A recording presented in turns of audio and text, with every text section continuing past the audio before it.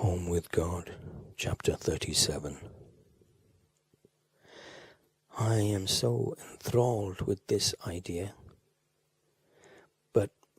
and maybe I am thinking about this way too much, but if I am to also be joined in this heaven by those souls with whom I will go through future lives, that would mean that I am going through all of my lives, including this one, with souls that I have known ahead of time. Yes, that is what it would mean. Have you never met a person and just knew that you've known them before? Yes. Many times. Oh my God, what are you telling me? This is just the beginning of the wonder and the glory, my beautiful child. Just the beginning, for Shakespeare had it right when he said, "There are more things in heaven and earth, Horatio, than are dreamt of in your philosophy." Have I not told you that my kingdom there are many mansions? Have I not said, ye are gods?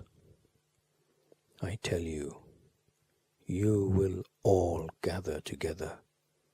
You souls of antiquity, you will all meet and love again. You will all join once more and always in the sacred circle of co-creation. And the soul partners of all your lifetimes will surround you and shower you with love as you respond to the holy inquiry. Do you wish now to go on? Are you complete with the present experience of divinity? What an incredible revelation. Oh, my wonder, my child, my breathtaking creation. I have told you almost nothing yet.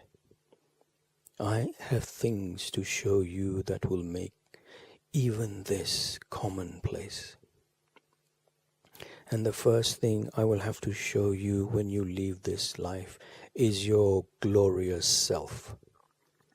As you were originally created, will you be seen in the mirror of your own love?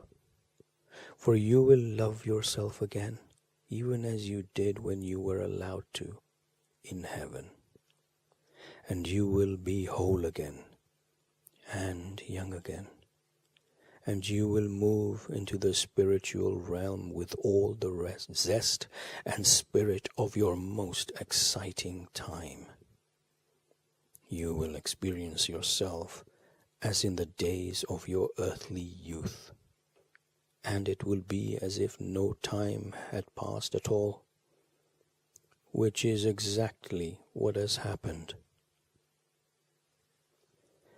I must ask you this final question, something we have not touched upon at all throughout this entire dialogue. What about the death of children? Do they experience the same things we have been talking about here? They do, and in a very gentle way. Death is very kind to children, because children rarely move into death holding all sorts of preconceived negative notions about what happens afterward. They are pure. They have just come from the spiritual realm. They are not that far removed from the core of their being. They have just emerged from the essence. And so, small children move through the first stages of death very quickly and return almost immediately into emergence with the essence. But when they emerge from that and they experience the moment of the holy inquiry, do they continue on their journey as tiny little children, or whatever age child they were when they left their body? They are given a moment of the biggest free choice they will ever make. The same choice that all souls face before entering the spiritual realm. They may go on with their lives, retaining the identity with which they left their last experience of physical life, or they may create a new identity. All souls have this choice. It should be said that children grow up in the afterlife. That is, they become fully aware and fully conscious of all that is going on, and of ultimate reality. They know why they came to the earth, and they know why they left as early as they did. If they feel complete with all of that, they will move on in whatever form they choose. If they do not feel complete, they will have the same opportunity to come back to life as any other soul. The process is the same for all souls, no matter what the age of their body when they leave the physical world. But now I should like to say something about the agenda of children who die at a very young age. Yes, please. I would very much like to know about this. Those souls who enter the body and leave the body within a very short period, children who die in childbirth, for instance, or at a very tender age, inevitably do so in service to the agenda of another at a very high level. All souls come to physicality to serve their individual agenda, but that agenda may very well have little to do specifically with themselves and everything to do with the agenda of others. The soul who returns as an avatar or master, for instance, does so for the joy of experiencing itself as that, and knows that the best way to do this is to serve the agenda of others almost exclusively. The agenda of others in this case may be to remember who they really are and at some level to experience that. The avatar or master serves that agenda in the living of his or her life. Similarly, many souls come to earth to experience the joy of serving the agenda of others in another way. In some cases, they are required to leave early in order to do that. This is never, however, a tragedy for that soul. They have agreed to leave early. You mean we have agreements with other souls? We have contracts? Yes. Remember that I told you all the souls you have ever loved will be waiting for you at the time of your death. These include the souls who have preceded you in death as well as those who have followed you. You will open your eyes when you cross over to find everyone there, just as they will find you there when they cross over. You will all be there for each other in the only moment there is. We'll meet in the same where. Exactly. And you will joyously celebrate all that you have co-created in order that you might, each of you, know yourself as who you really are and experience that. You will then enter into a contract or an agreement with each other on what you will each do in your next sequentaneous expression. As always, you will choose to experience this next expression as if it were happening sequentially, and as always, it will be occurring simultaneously. Now, you asked a while ago about angels. and whether angels ever return to earth in physicality, and I wonder if you remember my answer. Of course, you said that they do all the time. We are talking here about children who die very young. They are angels. Every soul who comes to the body to serve the agenda of others is an angel. And every child who has died very young has done so to bring a gift to another. That gift may not be understood for some time by parents and others who are naturally deeply grieving. But I promise you that as time goes by and healing occurs, the gift will be seen, it will be received, and the work of that little sweetheart, who could only be described as an angel, will have been accomplished. That is a very healing thing to say. That is a very gentle and healing notion. It is not merely a notion. It is the state of things. It is how things are. It is what is so.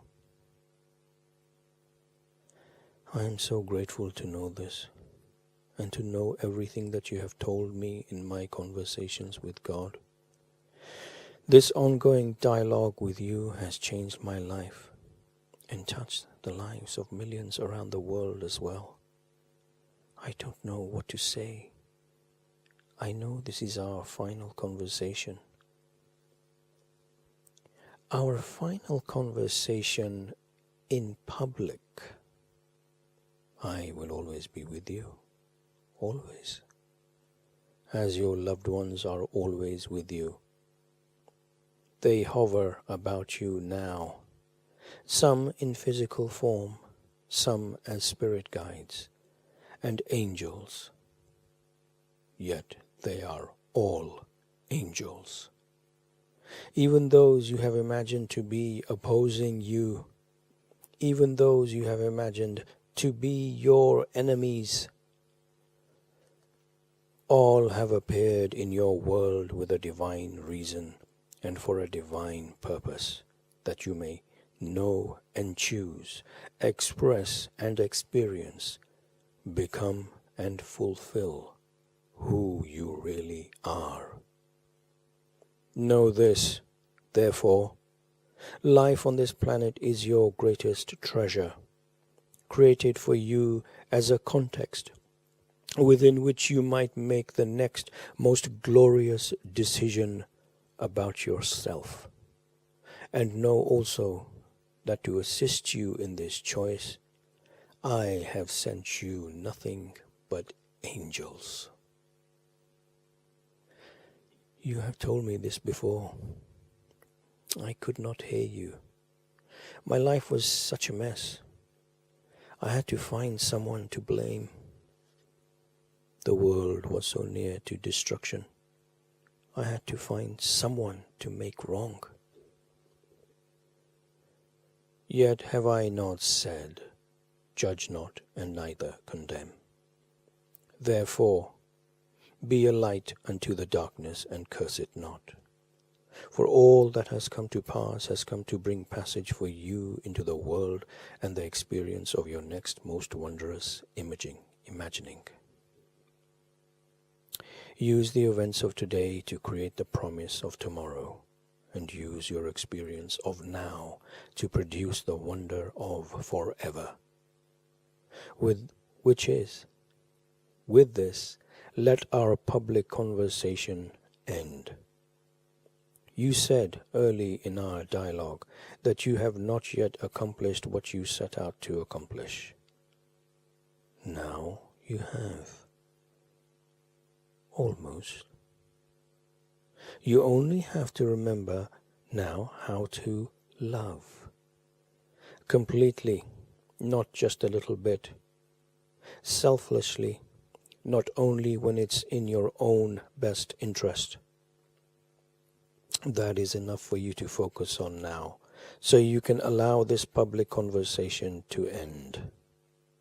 For you have brought us to its conclusion with this final information about the cosmology of all life and of life after death. A dialogue that is meant for all of humanity, and that is enough. You have given this process 10 years of your life, and that is enough.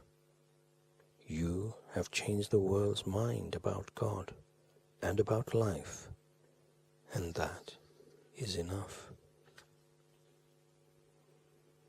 Yes, but not all of the world, not the whole world. The whole world has changed, I promise you. The new revelations and tomorrow's God have been embraced by people everywhere, and because of your work and the work of many others like you, the teachers, the authors, the speakers, and singers of songs, and healers and ministers, the tellers of stories in murals that move, the mommies and the daddies who cuddled their young in the embrace of real and abiding love, the workers in the vineyard and all the messengers who have been deeply committed to changing the way life is lived upon the earth, and the world entire has begun its remarkable transformation. In time, that transformation will be complete. In time, no time, it has already been accomplished. For this has been your will and mine, and in this world of our creation, our will is done. Are you surprised? A surprising moment will be the moment that you first enter the spiritual realm and discover that you may create with the speed of your thought anything at all, and that you may come to know what you have created sequentially or simultaneously as you choose. Oh yes, what a surprise this will be. And yet, the biggest surprise and the biggest wonder is still to come. Only after you choose to recreate yourself anew, only after you decide with the souls of all your loved ones around you how you next wish to experience the wonder and the glory of who you are, only in the moment of that choice will the totality of your awareness be opened to the 18th remembrance.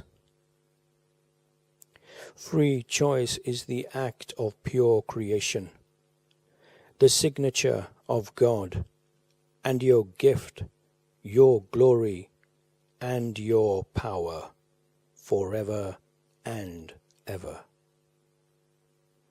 You may exercise this power both in the spiritual realm and in the physical world. With your thoughts, with your words, and with your deeds will you do so. You are doing so now, even in this present moment. Therefore, in this glorious time of now always, recreate yourself anew in the next grandest version of the greatest vision you ever held about who you are. And know this, finally, whatever you choose and wherever you are, you always have the ability to instantly be home with God.